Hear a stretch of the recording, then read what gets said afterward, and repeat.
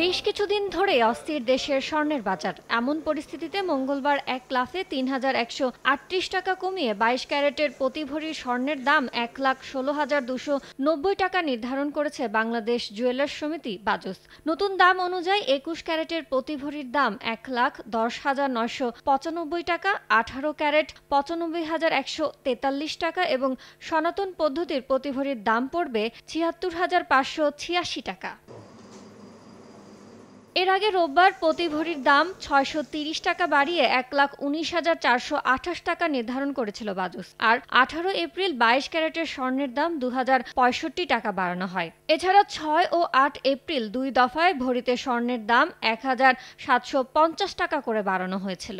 বিকাশে কম খরচে ক্যাশ আউটের লিমিট বেড়ে ৫০,০০০। প্রিয় এজেন্টও ২টা।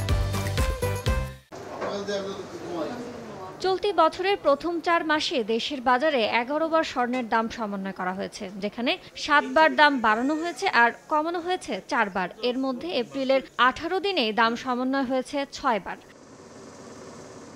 ইয়ানুর শিফাত, সময় সংবাদ, ঢাকা।